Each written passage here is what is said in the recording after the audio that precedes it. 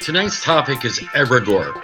Our guest tonight is Dominick Carlucci, priest and mitred abbot of the Old Templar Church. He's the Deputy Grand Master of the Ancient Martinist Order, as well as an initiate of several other orders. Welcome, dear brother. It's a pleasure to have you on Talk Gnosis this evening. Thank you for having me. Well, let's get right into the topic. Egregore. It is a topic that I know that Bishop Peterson has heard me mention several times. And for those, I think, kind of outside of some very specific Western mystery traditions, it may be a word that they're not familiar with. I know I first became experienced with the word egregore when I became a Martinist. I think that was my first time that I ever actually ran across the word. Egregore, I mean, it's simple, the most basic terms, brother.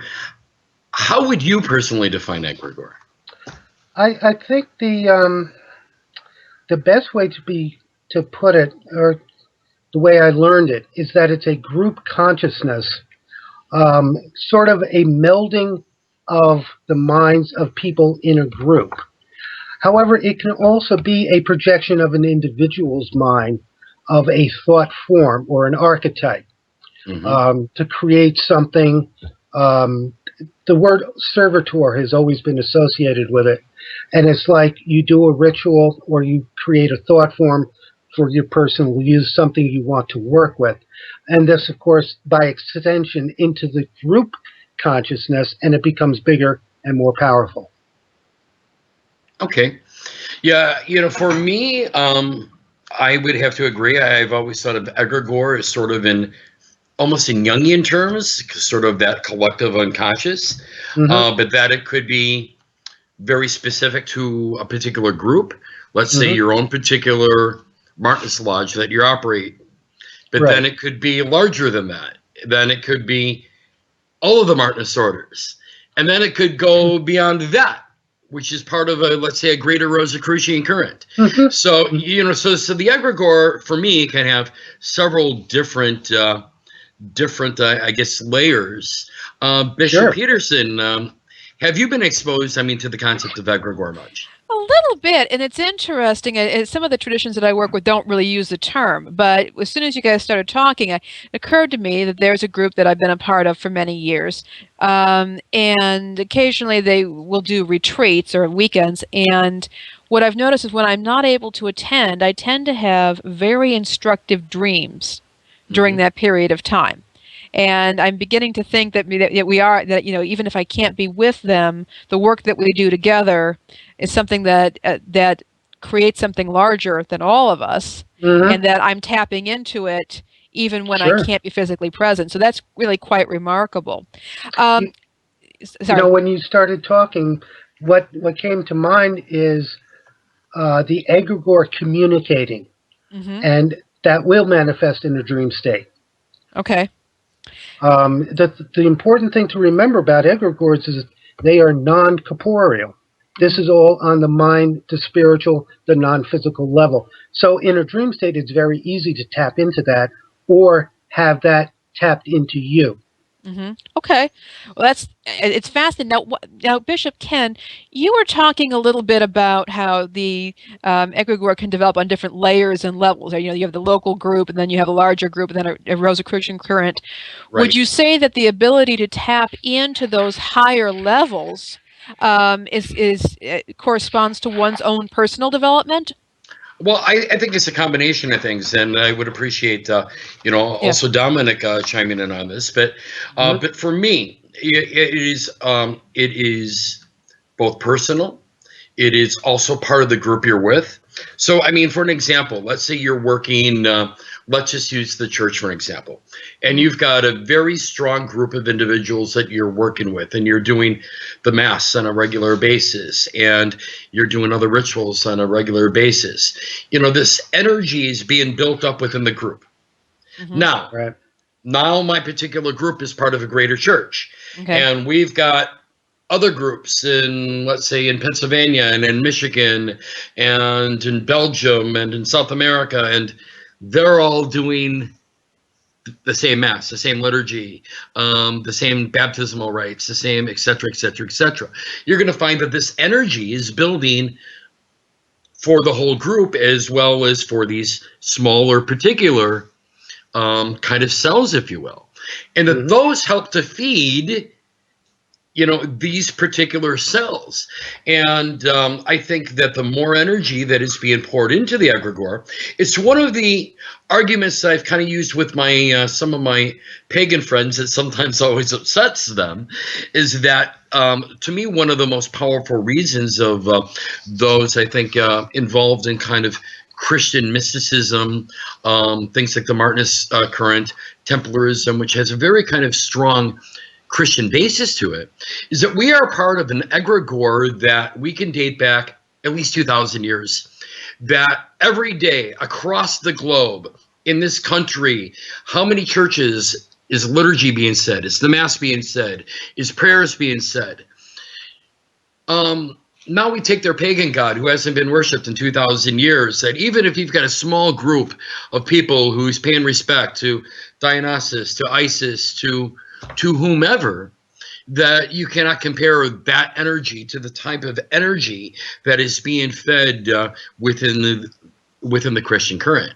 And that's one of the reasons for me, you know, kind of the Christian Gnosticism, Christian mysticism, the Christian theurgical practices are very strong and powerful. Well, I guess the neo-pagans have to start somewhere. Father Carlucci? Well, to risk going slightly off topic, you could also make a case that what we have in the Christian mysteries, especially the esoteric Christian mysteries, is actually a continuation. You can trace the Virgin Mary in concept all the way back to Ishtar, to Isis, and possibly even thought forms beyond that in the ancient past, because it's all related to the Earth Mother, etc., etc. But speaking to the cell concept, one of the things that kept running through my mind in your discourse, Ken, was the old phrase, a chain is only as strong as its weakest link. Yes. In an egregore, it works exactly the opposite. Because when you build that soul mind, as you said, you feed more energy into it, the weaker links get raised up into the stronger part of the consciousness. So the first phrase will apply in the physical. We all seen how that can work in the physical. But in the metaphysical, it's just the opposite. The stronger the egregore, the more pure the egregore is, and the purity of the people in the egregore will lift the ones lesser enlightened and bring them up to a higher stage of consciousness within that egregore.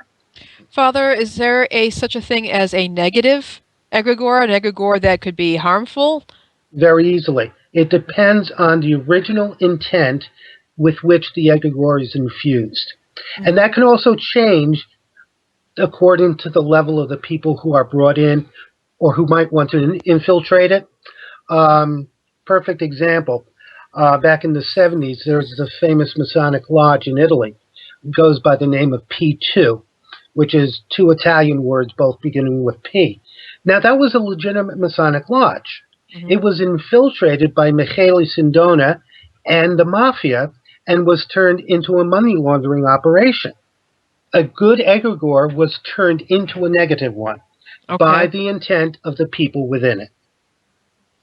So even if there was something pure at one point, because of the fact that you had people entering with ill intent and they were allowed or able to take over, that was able to corrupt what would have been pure. So now you had an egregore that was perhaps still had power, but was of a negative power? Negative power? Absolutely. Right. And it had negative repercussions, of course, for Freemasonry throughout Italy when the lid was blown off of it. Sure. It was doing money laundering for the Vatican, and it had all implications for the death of Pope John Paul I. But again, going back to the egregore, that's an example of how a good egregore can be infiltrated. Michele Sindona manipulated the voting process, got himself installed as the worshipful master, and then appointed all his cronies in the officer positions. Okay. Now, this then I guess would be a lesson for anybody, whether you are clergy in a church or Mm-hmm. whether you are you are head of an esoteric order, to be very careful about who you allow in. Because Right. sometimes I think we Absolutely. take the attitude of, "Hey, we got a live one here, let's bring Right. them Yeah. in." But this is Right. the sort of thing that can happen. I mean, not to mention there's social disruption and annoyance, Right. but Exactly. this could actually affect, and not just your own little group either.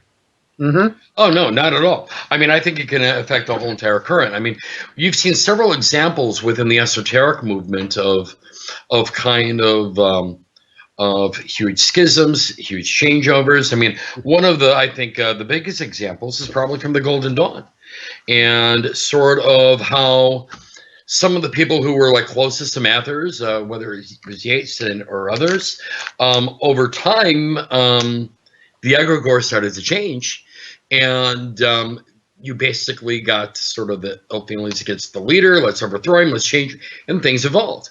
Now, eventually, you got various manifestations of that particular egregore, and part of that egregore, I think, no longer was tapped into the original Golden Dawn egregore because they simply changed the names. You know, Mm-hmm.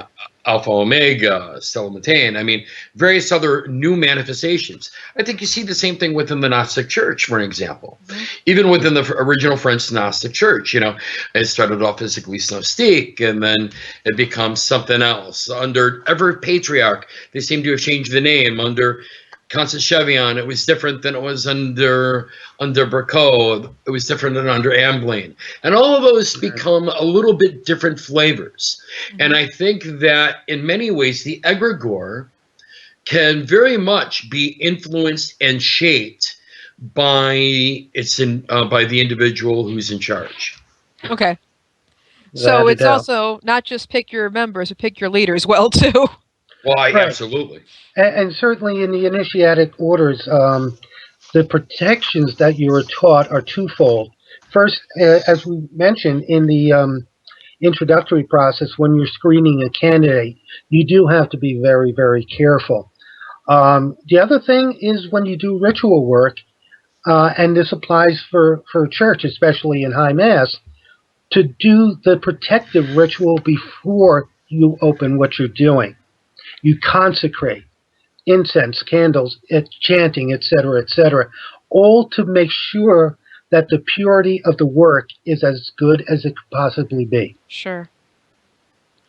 And is it ever a situation, I'm asking all these questions, I apologize, but I'm By very, all very means. curious about these basic issues By all here. means. Is there ever a situation where there might be a conflict within the egregore, or is the conflict always going to be at the human level?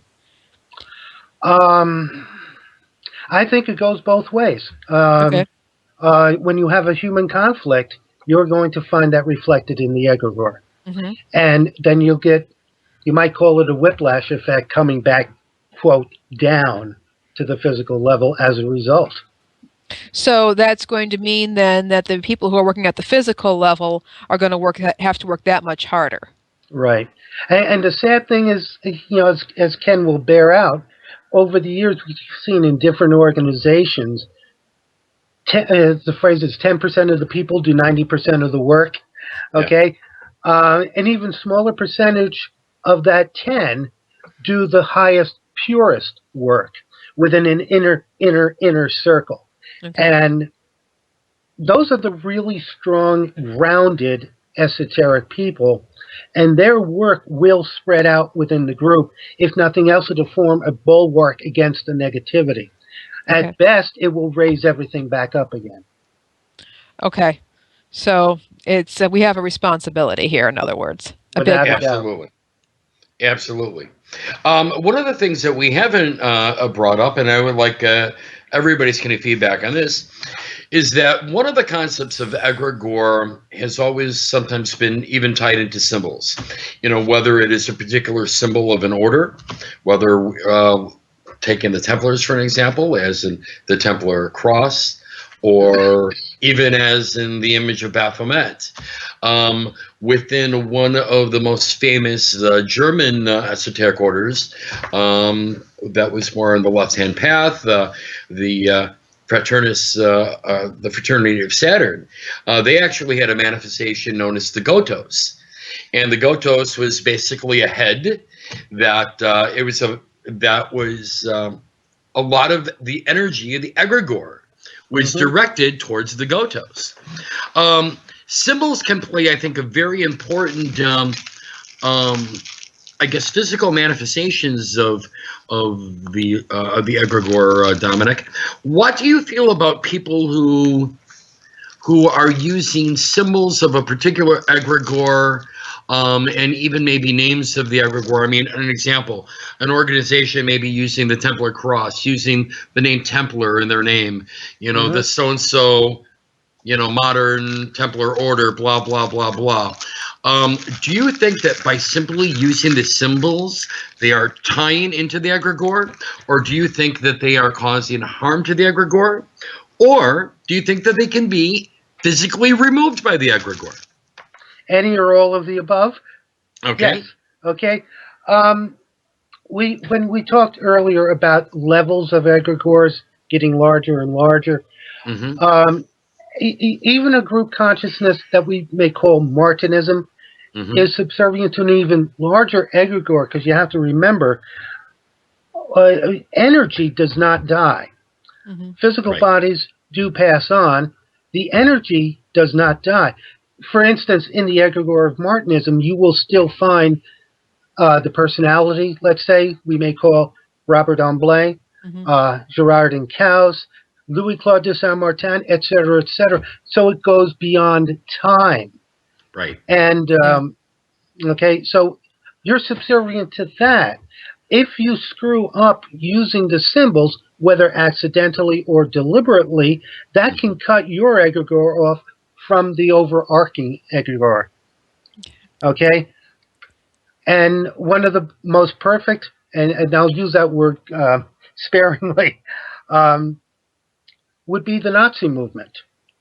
Even today, and I found this on Facebook, and I've had to correct a lot of people, they don't know the difference between the Eastern swastika and the Nazi swastika. That's true. Okay?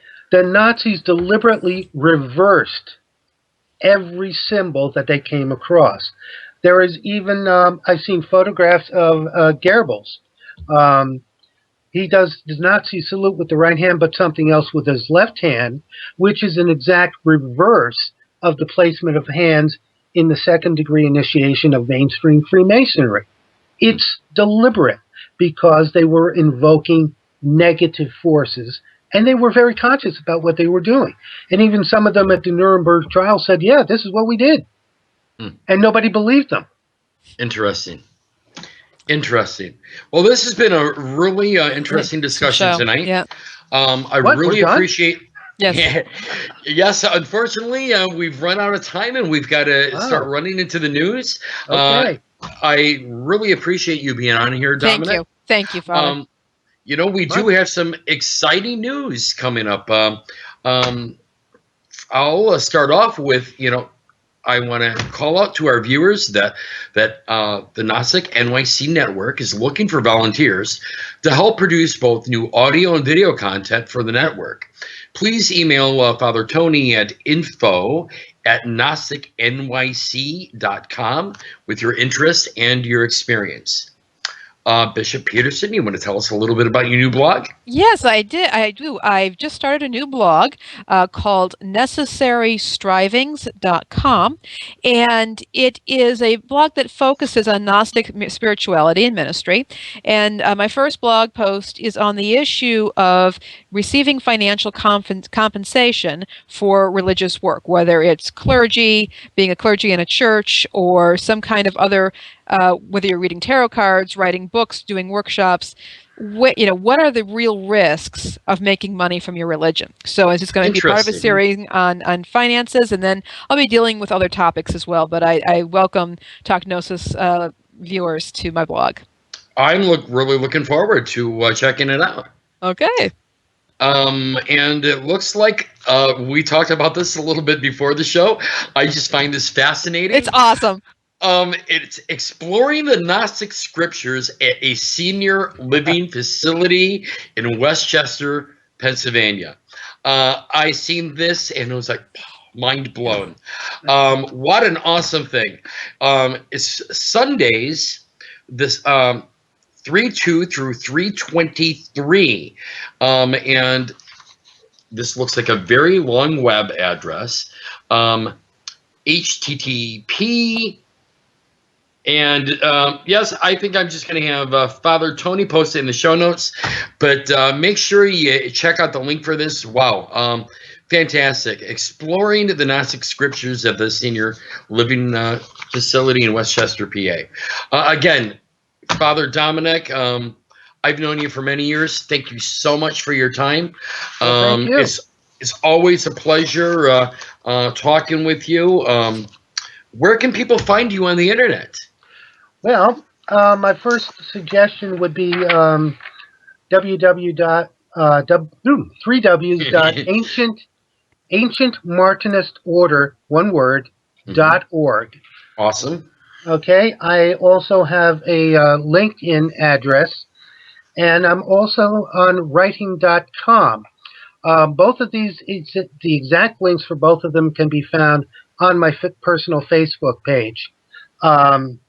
Quick plug, the writing.com is I just completed a novel of ancient Egypt, but it's a lot more involved than that. So I'd be very appreciative if some people would like to have a read on that. Fantastic. And the LinkedIn is, of course, my professional page. Great. Fantastic. Thank you. Thank you so much. Thank you. Again, I want to ask all of our viewers, so we do appreciate your feedback. Make sure you leave comments for us on Skype. We really appreciate the dialogue.